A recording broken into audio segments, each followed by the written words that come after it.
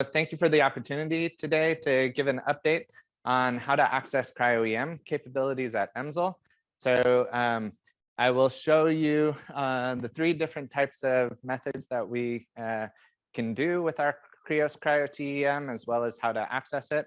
Most of these actually employ some machine learning algorithms to do things like improve contrast and other things.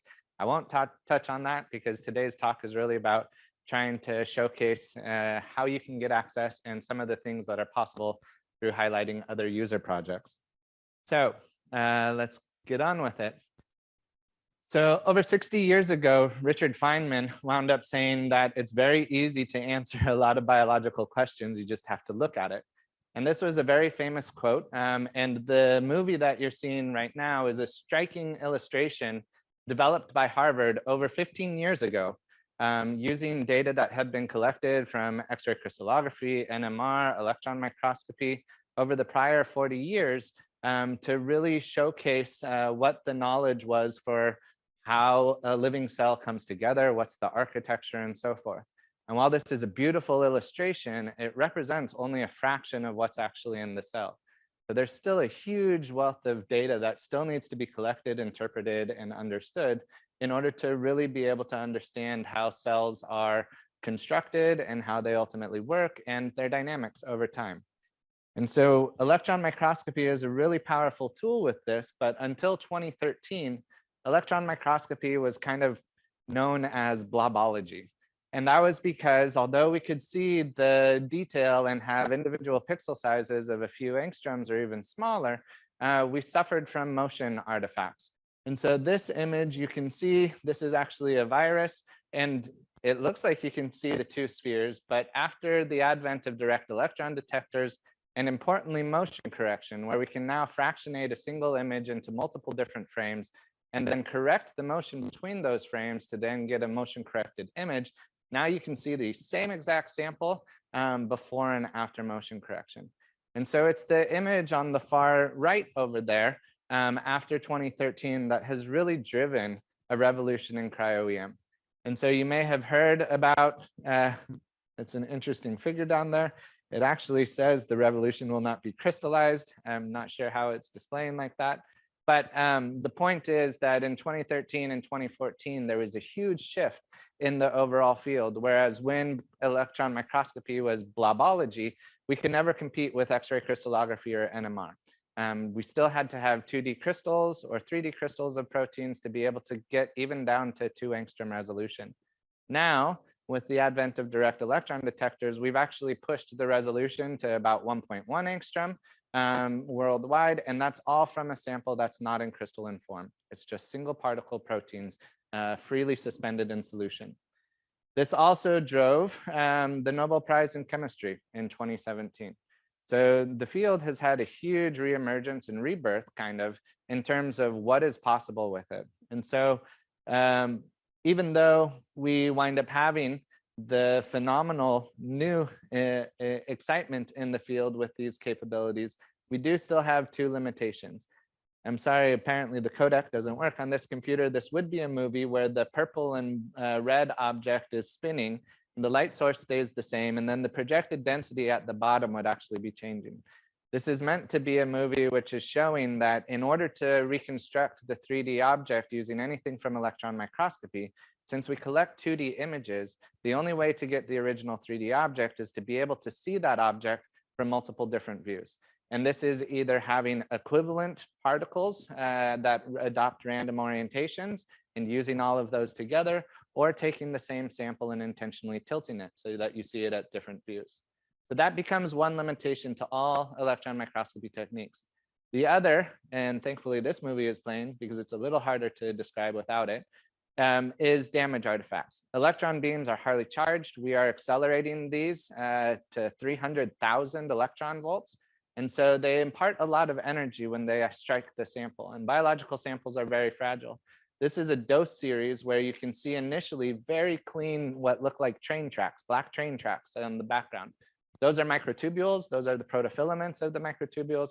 And with this next image, that already starts to go away. You no longer see those striking train tracks. They're already starting to blur together.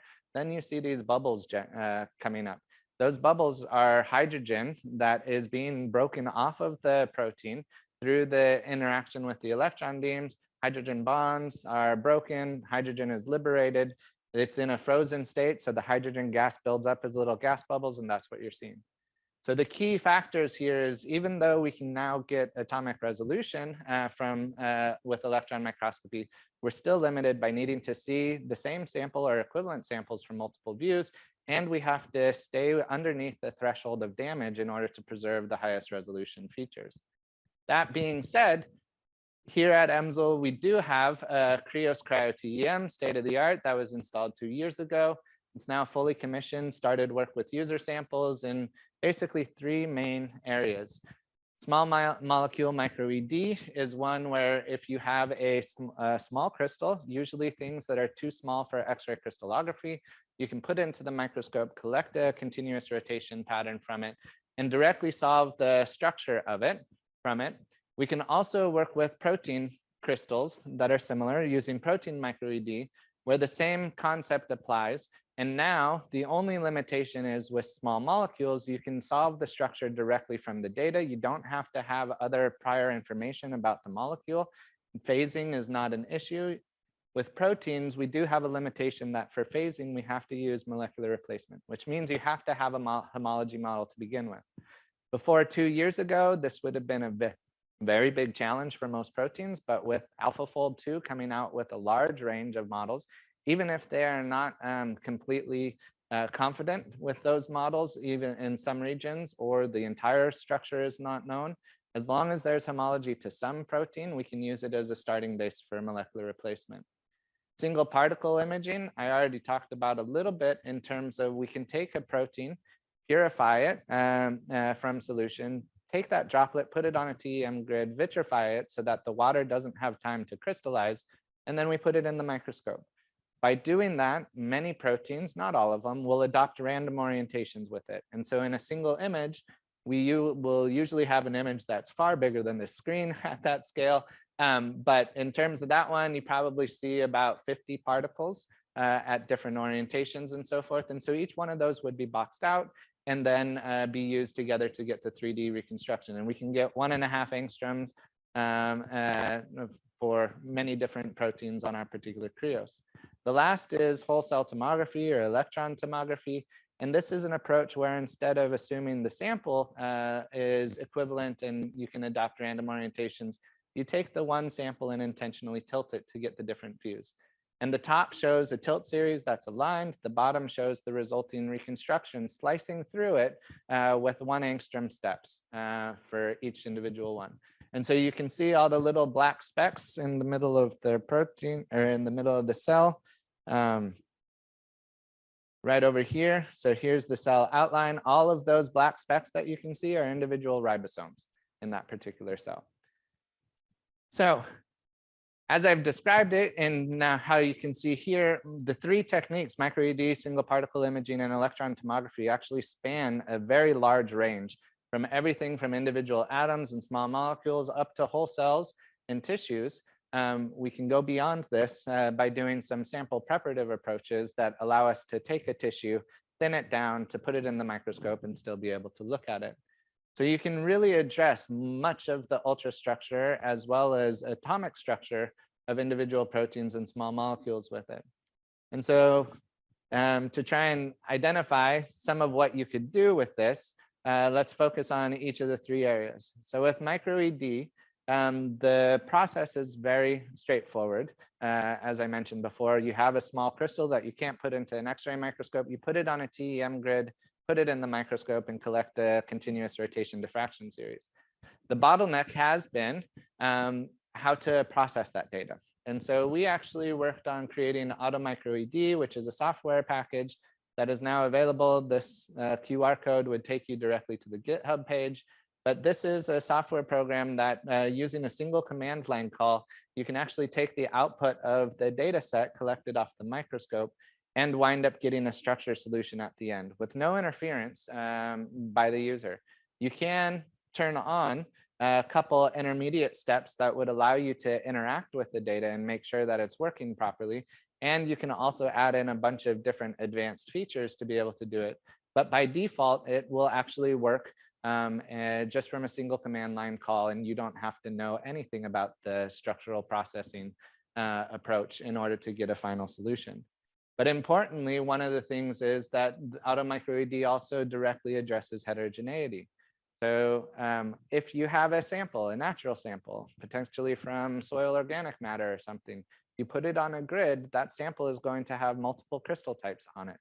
And so being able to have a data set that gets analyzed and you simply collect data for every single crystal you see on the grid, but then submit it into AutoMicroED.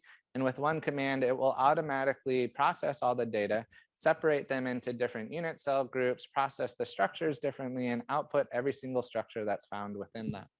And so this was just a demonstration where we intentionally put 2 crystals of carbamazepine and acetaminophen, which have very, very similar unit cells, as well as the crystals are almost indistinguishable between each other, run data sets on them, and it's able to output 2 different structures and also let us know which of the crystals was which one.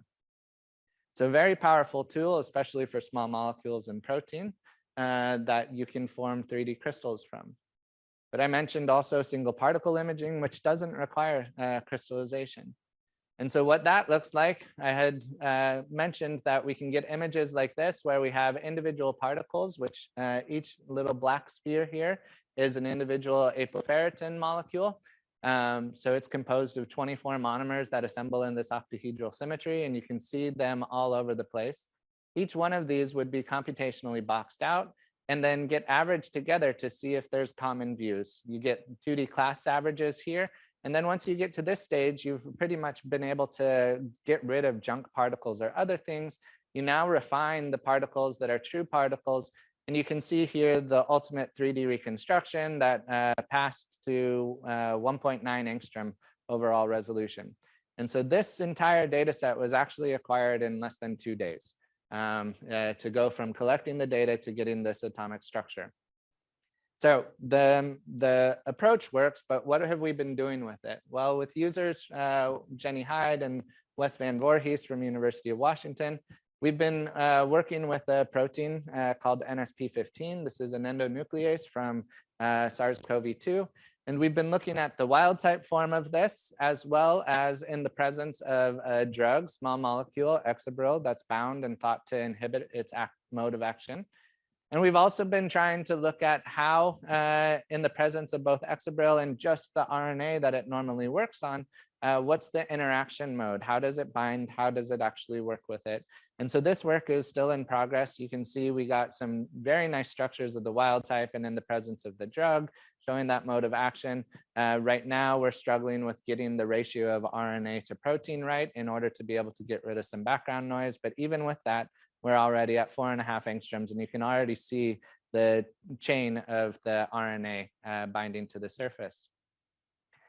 So one of the big pushes, though, a few years ago was realizing that we had a gap in being able to serve user projects, wherein we had a very strong capability in proteomics where we could identify particular targets of interest, but then a user would have to go back with that target of interest and learn how to clone it, express it, purify it, and scale it up to a point that you could do structural work with it.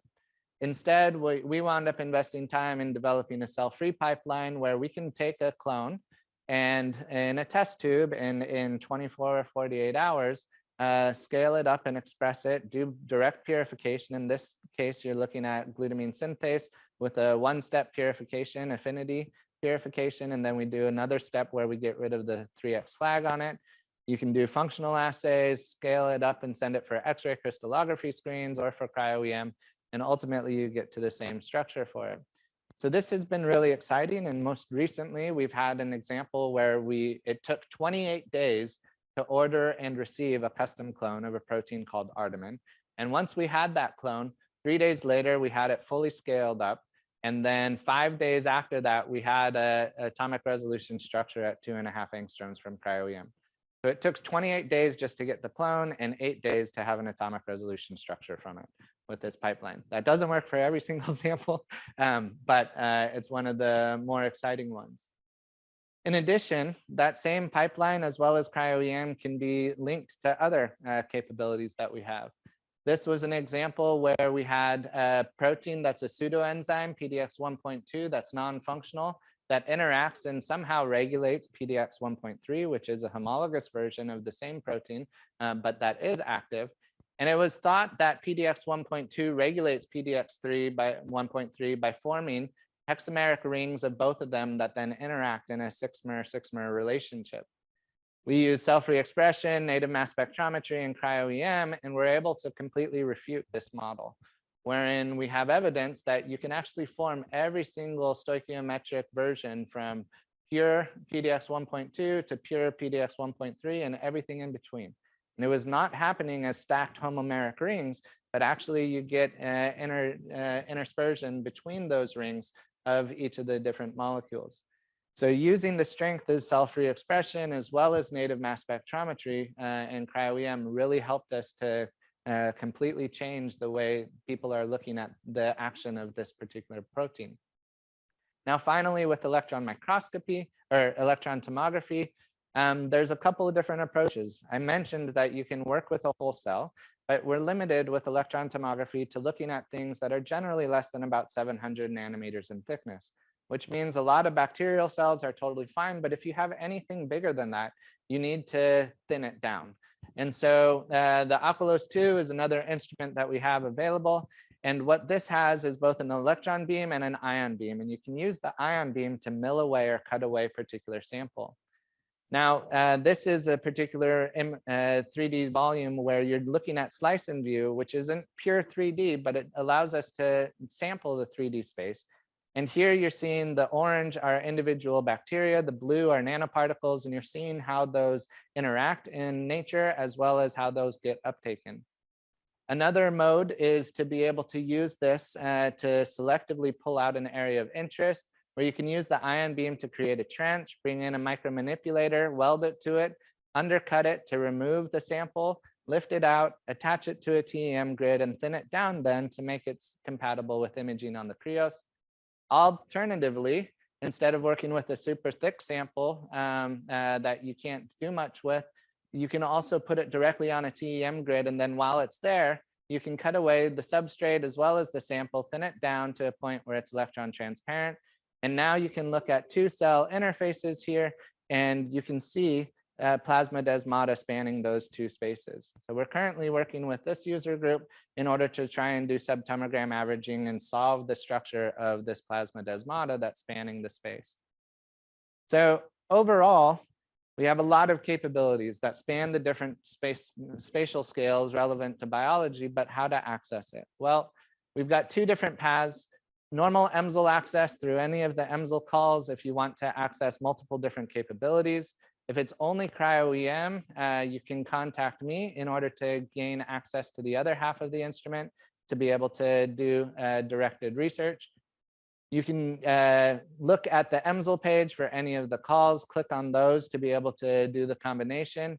If you do want to do the cryo-EM only, there is a template that you can get from me. You still submit it through the EMSL user portal, but it goes through an accelerated peer review and then winds up being able to get time.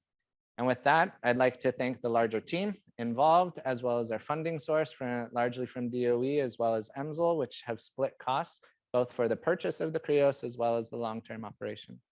Happy to take any questions.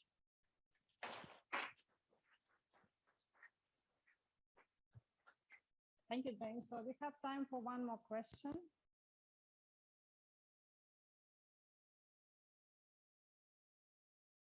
Better?